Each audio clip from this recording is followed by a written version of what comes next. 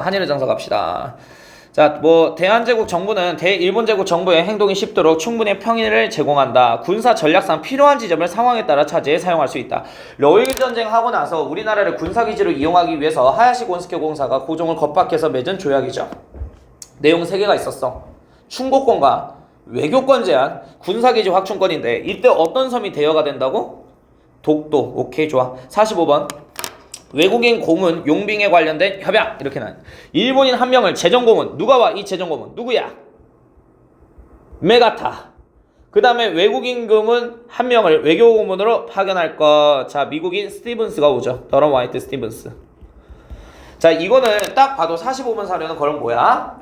제1차 한일협약에 관련된 자료인 거야. 근데 여기서 메가타 같은 경우에는 이때 재정고문으로 와서 우리나라의 근대화폐 제도를 만들어주겠다라는 명목 하에 무슨 사업하지? 그래, 화폐정리 사업. 굿. 그 다음에 외교관은 이 스티븐스는 1908년 샌프란시스코 기차역에서 누구에 의해서 암살당한다고? 장인환 씨와? 전명훈 씨. 오, 기대한다. 오, 야, 좋다. 자, 을사늑약 갈게요. 1905년 11월. 한국 정부는 지금부터 일본국 정부의 중개를 거치지 않고서는 국제적 성질을 가지고 있는 어떠한 조약이나 약속을 맺지 않을 것으로 약속한다. 이렇게 나와있네. 이거는 외교권 박탈을 얘기하는 거죠. 외교권. 다른 나라하고 약속하고 조약을 맺을 수 있는 권한을 일본 애들이 가져가겠다. 정확하게 통감이 행사하는 거야, 나중에. 자, 일본국 정부는 그 대표자로 한국 황제폐하 및 한 명의 통감을 둔데 통감부 설치죠. 남산에 설치됐고요. 완성은 1906년에 통감부가 완성됩니다. 이거 을사늑약에 관련된 거고, 일단 관련 개념 한번 다 물어는 볼게. 을사늑약이 어떤 건물에서 체결돼? 덕수궁 중병전. 자, 그때 이제 이거 통과시킨 쌍놈의 새끼 5명을 을사오적이라 그래요. 학부 대신 이완용 뭐게 몰라, 알았어. 자, 학부 대신 이완용, 내무 대신 이지용, 그 다음에 군부 대신 이근택, 그 다음에 농산고문 대신 권중현, 그 다음에 외교 대신 박재순 이렇게 있죠. 근데 이 을사늑약은 고종 황제의 서명은 없고 이 외교 대신 박재순의 서명만 날인돼 있다는 게 특징입니다. 자, 47번 갈게요. 한일신협약. 애들이 이거 잘못 해석하는 경우가 있어. 이유가 한국 정부는 시정 개선에 관련해서 통감이라는 말 나오자마자 을사늑약이다 하면서 때려 박는 새끼들이 있는데 사료는 끝까지 읽어야 돼. 통감은 이때 있지, 이미 설치가 돼 있지. 통감부랑. 여기에 포인트죠. 행정상의 처분은 미리 통감의 승인을 거친대. 나란 일 다 일본 통감이 하겠대요. 그럼 나란 일 할 수 있는 권한 넘어간 거지. 정미칠 조약이지. 그래서. 그리고 한국 고등관리의 임면은 통감의 동의를 통해 이를 행한다. 그리고 통감이 추천하는 일본인은 한국관리로 임명한다. 차관직책에 임명해서 이걸 차관정체라 그래. 자, 부속조약입니다. 군대 해산한다. 정미실조약이죠. 그래서 이 해산된 군인들은 남대문에서 학살을 당했고요. 남대문 전투를 치렀는데, 그리고 정미의병에 합류하죠. 48번 갈게요. 한국 병έμ에 관련된 조약. 모든 통치권을 완전하고도 완고히 일본 황제폐하에게 양해한다. 한국을 일본 제국에 병합하는 걸 승낙한다. 순종이 근데 서명은 하지는 않았다 그랬어. 이렇게 해서 우리나라는 경술국지 주권이 넘어가게 됩니다. 자, 49번 갈게요. 의병 해상 권고 조치. 지금의 형세를 헤아리고 짐의 고충을 살피어 즉시 서로 이끌고 물러나서 원래 생업에 안착해라. 이거는 자, 을미의병이 봉기했다 그랬잖아. 근데 고종이 아관파천을 했죠. 2월 11일 날. 그러니까 지금 현재 보면 2월 18일로 나와있지. 아관파천 이후에요. 그래서 나는 이제 안전한 러시아 공사관에 있으니 이제 너네들은 고향에 내려가서 니네들의 가족을 지켜라. 해상공고 조치를 하는 거야. 을미의병장들에게. 그래서 을미의병은 해산됐죠. 이와 동시에 단발령도 해제시켜주지. 거기에 관련된 사례야. 이거를 내가 을사의병이라고 밑에다 썼네. 이거 잘못됐다. 을미의병이다. 을미의병. 이거 고쳐줘. 을미의병이야. 그치. 을미의병장은 유인석, 이송이죠. 여기 내가 이거 잘못 썼네. 유인석하고 이송. 을미년이잖아, 을미년. 자, 일단 볼게요. 50번. 공평하지 못한 법률로 나의 생명을 빼앗지만 국가를 위한 나의 충성된 혼과 의로운 혼백은 가히 빼앗지 못한다. 이재명. 업적이 뭐야? 이완용. 그래서 참 이렇게 가르치기가 좀 싫은데 이게 진짜 효과가 좋아. 전주 애들 이렇게 외워. 이재명은 이완용을 찢어. 그래요? 아니 근데 효과는 나 부정 못하겠어요. 아무튼간에 그래서 명동성당 앞에서 이렇게 했잖아요. 진짜 이완용의 패를 찢었죠. 예. 자 51번.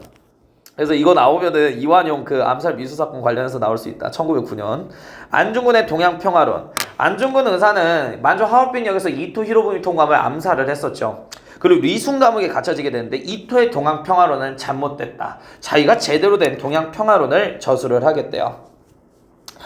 자 일단 볼게. 그런데도 무슨 이유로 일본은 이러한 순리의 형세를 돌아보지 못하고 같은 인종인 이웃나라를 치고 황인종을 왜 공격하냐라는 거야. 백인종이 침략하고 있는 가운데서 우위를 끊어 스스로 방율의 형세를 만들어 어부를 기다리는 듯 하는가 이렇게 나와있어.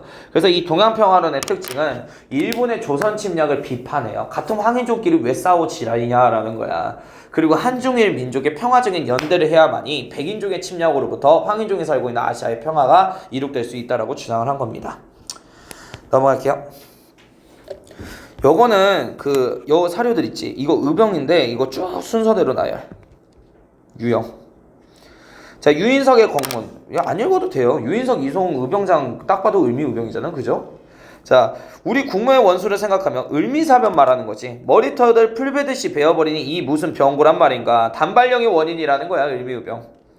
자 최익현 경문. 오호라 작년 10월에 저들이 한 행위는 만고에 일찍이 없던 일로서 억압으로서 한 조각 종이 500년 종사가 끝났대요. 을사늑약을 기반으로 봉기를 한 1906년 태인에서 봉기한 최익현의 경문입니다. 을사의병에 관련된 사료야 이거. 자 노이트의 경문. 7월 이후로 황제 자리를 윽박질러서 빼앗고 거짓을 선이라 하고 안에 열부 대신과 밖에 팔도 수령을 일진회로 채워넣어 세금을 강탈하고. 일진회가 이때 당시 친일 조직이에요. 을사늑약 옹호운동했고요. 그 다음에 정밀칠조약 옹호운동을 했던 친일파 조선인들로 구성된 조직입니다. 자 아무튼 이거는 정미의병에 관련된 사료예요. 이것 때문에 들고 일어났다는 거지. 황제가 강제 퇴위당하고 정미칠조약 체결해서 행정권 넘어가고. 아래 거 볼게. 일본이 바라본 의병운동. 자 우리 일본 토할 때를 우롱하는 듯한 태도로 나올 때도 있다. 때로는 강할 때도 있고 약할 때도 있지만 결코 가볍게 여길 수 없고 과연 어느 때 완전 평정이 되느냐 하는 점에서 대해 우려하게 되었다. 이건 뭐냐면 정미의병을 완전히 타도하려고 하는데 가장 큰 문제는 호남 지역의 의병들이었어요. 이 호남의 의병들을 타도하기 위해서 3대 통감 데라우치 마사타케가 남한 대토벌 작전을 계획하고 있는 그런 사료예요. 그래서 이것 때문에 의병들은 더 이상 우리나라 국내에서 활동하기 힘들다는 판단하에 만주와 연해주 등지로 가서 독립군 활동을 하게 되었다. 53번 갈게. 이거는 계속 내가 나온다 그랬잖아. 자강 이렇게 나오면 무조건 대한 자강이라니까. 그래서 이 사료가 나오면 보통 답이 되는 보기는 이들은 고종 간제퇴위 운동 반대하다가 강제로 해산됐어. 이렇게 나와 답은. 그리고 54번. 교육개혁자이자 애국계몽운동가인 도산 안창호는 일찍이 독립협회가 연 만민공동에서 강연을 했대요. 신민회를 조직했다네. 그래 안창호 선생님은 신민회에서 주로 활동을 했죠. 그래서 안창호가 만든 학교가 뭐였더라? 그렇지. 자 신민회 취지서입니다. 새로운 정신 새로운 단체 신민회. 자 국민의 지식을 개발하고 인재를 양성하고 실업장을 설립하고 학교를 설립한대요. 이거 다 신민회 사료예요. 그래서 여기 신민회 관련 개념이 있죠. 요것 중에 하나가 답이 되는 보기로 나오는 거야. 해당 사료가 나오면. 그리고 나는 좀 여기서 다시 강조하는 건 신민회는 우리나라 역사상 최초로 왕이 없는 공화정 정부를 지향했던 단체였다는 거. 1907년에 이미 행정권이 넘어가서 나라 망했다고 생각해서 저래도 되죠. 자 그리고 애국개몽운동의 전개. 아는 것이 힘이다. 민중개몽운동 전개. 아는 것이 힘입니다. 교육, 민족기업 육성, 산업하고 교육을 중요시 여기네. 사회진화론에 입각해서 우리 민족의 실력을 기르기 위해서 이거를 중요시 여겼던 거죠. 애국개몽단체죠. 그래서 자 63번 가겠습니다. 산업의 종상에 자산 저축하고 실력 양성. 이것도 그래서 애국개몽단체. 넘어가. 56번. 정일 상인의 조선 진출. 부산 항구에서 일본국 인민이 통행할 수 있는 도로의 거리는 부두로부터 계산해 동서남북 약 직경 10리로 정한다. 줄수 조교 부록의 거류지 무역에 해당하는 내용입니다. 그래서 이 10리밖에 안 되니까 조선의 어떤 상인하고 결탁해서 이익을 얻었지? 보부상하고 또 객주상인들이 크게 이익을 얻었어요. 이 가능인정 10리 안에 있는 애들이. 조청 3인 수령 무역장정. 한성과 양화진 땅에서 82년 이후로 그래서 청나라 상인들 볼 수 있죠. 그래서 이렇게 지도 문제 나오면 여기 한성인데 청나라 상인들의 거류지 있으면 82년 이후라고. 조율수 조교 속약. 50리로 82년에 확대하고 84년에 100리까지 확대했죠. 이렇게 해서 어떤 두 상인 집단의 이익이 감소해요? 객주. 왜? 일본 애들이 이제 무역할 수 있는 범위가 늘어나니까 직접 가서 무역하면 되잖아. 굳이 유통상인 못 들어봤죠. 그래서 이런 것 때문에 우리나라 상권이 침해되게 되자 종로 시전상인들은 한국중앙총상회라고 하는 연합단체를 만들어서 상권을 보호하고자 하였고, 청과 일본의 상권 침탈을 막기 위해서 평양은 대동상회, 그 다음에 서울은 장통상회라는 것을 만들게 되었다라는 거. 57번 갈게요. 그냥 개인적으로 궁금한 건데, 너는 사회가 어려운 거 같냐? 한국사가 어려운 거 같냐? 너? 그래? 넌 뭐가 어려워? 지금 통합사 요거 나오고 있잖아. 할만해? 오케이. 난 사회는 이지하다 생각하는 사람이어서. 왜 그러면 수능처럼 그렇게 막 이렇게 지엽적으로 나오지는 않으니까. 그냥 얘는 딱 그 교과서만 다 외우면 되니까. 자, 아무튼 동양척식 주식회사 이거 1908년에 우리나라 토지하고 경제 침탈하기 위해서 만든 거예요. 나중에 이제 토지조사 사업이라고 해가지고 일제강점기 때 이 동양척식 주식회사가 우리나라 토지 강탈하는 데 앞장서게 됩니다. 일제강점기 때 1926년에 의열단 단원이었던 나석주가 여기에다 폭탄 던졌는데요. 테러는 실패했어요. 불발로. 자, 그리고 58번 갈게요. 화폐 정리 사업. 이거 백동화를 다 죄를 냈고 화폐로 이거 교체하는 거지. 결론은 이거야. 이것 때문에 우리나라는 빚 얼마죠? 1,300만 원. 이거 갚기 위해서 무슨 운동?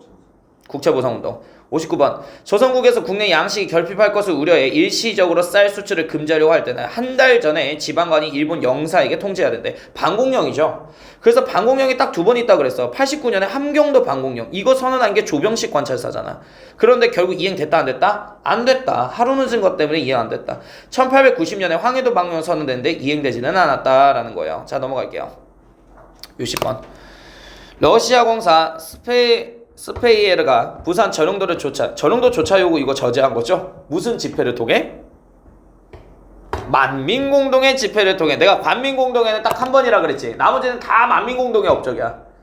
그래서 뭐 자주 국권운동, 전용도 조차 요구권 저지, 한러은행 저지, 군사교련단 저지, 고문파견 저지, 영국과 독일과 프랑스의 광산채굴권 저지, 자유민권운동 다 만민공동의 업적이에요. 61번 가겠습니다. 관통관은 1909년에 지어진 근대식 건물로 대한천일은행의 본점이 된 건물이에요.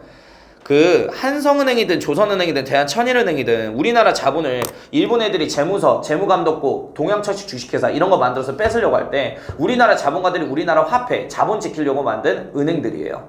근데 자본력이 없어서 결국에는 실패로 끝이 나게 되죠. 자본수호 운동은. 국채보상운동.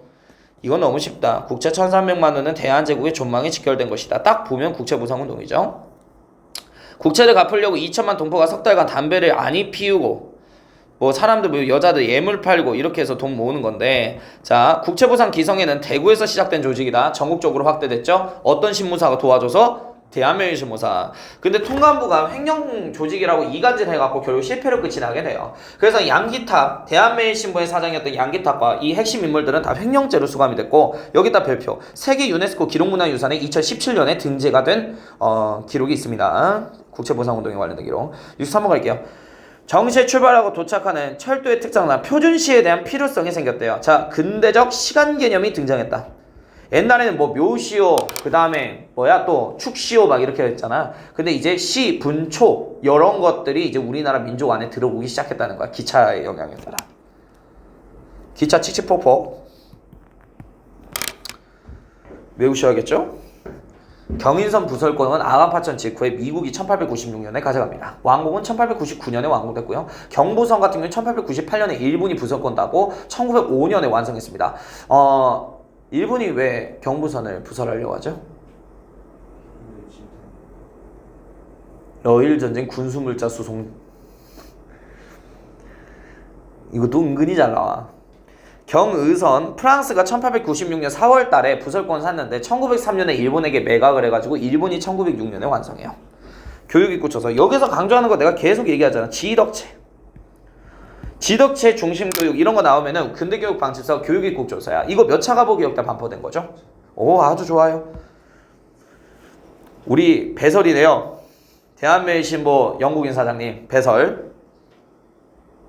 넘어갈게. 동아시아 근대신문. 난 이런 거 보면 너무 반가워. 이거 동아시아사 개념이거든. 청나라가 근대신문으로 최초로 만든 게 1861년 상하이에서 만든 상하이 신보야. 그게 72년에 신보라는 이름으로 개칭이 돼요.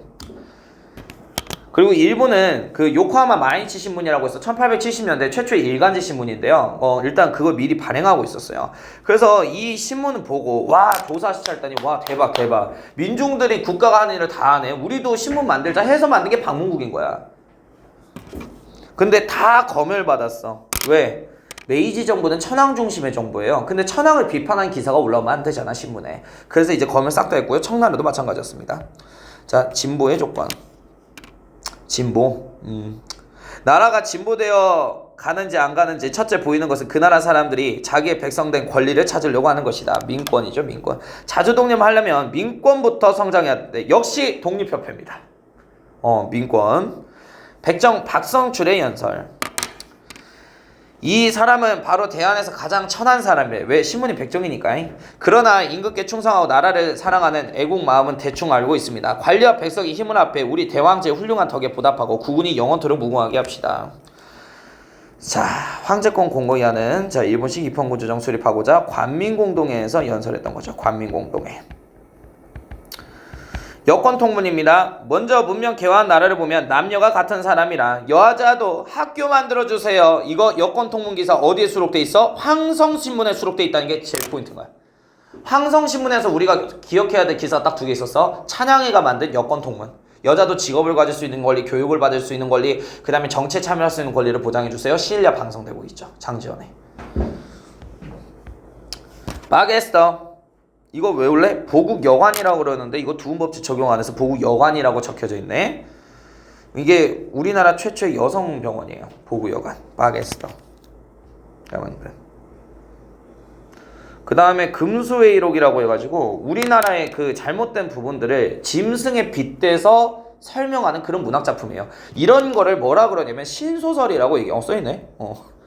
당시의 사회를 비판하고 계몽적인 성격을 갖고 있는 거 다 신소설이라 그래. 이러한 성격에 입각해서 시 만들어진 거는 신체시라고 얘기해요. 대표적으로 최남선의 해액에서 소년에게 뭐 이런 것들 있겠죠. 자, 그리고 이제 독사실론. 여기서 신채호 선생님이 강조하는 거는 국가의 역사는 민족의 흥망성쇠를 서술하는 것이다. 민족을 빼면 역사가 없을 것이며 역사를 알지 못하면 그 민족의 애국심이 사라질 것이다. 역사를 중요시 여기고요. 심지어 민족의 주체성과 자주성을 강조한다는 게 특징이에요. 너무 지금 구분이 힘들다 보니 이런 걸 강조하는 거야. 역사 공부 철저히 해서 우리 민족이 어떤 민족인지 다시 인식을 한 뒤 주권 강탈로부터 우리나라 조선을 지켜내자라는 거를 전달하고 시작하는 거야. 독사실론 별표. 국어국문. 전국 인민의 사상을 돌리면 지식을 다 넓혀주려면 불가분으로 국문에 각색의 학문을 저술해야 된대. 우리 온 나라 사람이 국어와 국문을 우리나라 근본의 주장으로 숭상하고 사랑하여 쓰기를 바라노라. 주시경. 국문연구소. 국문연구소에서 이제 한글이라고 하는 표현 처음 만들었고요. 문법 체제를 정비하셨죠. 됐네요. 다 했네요.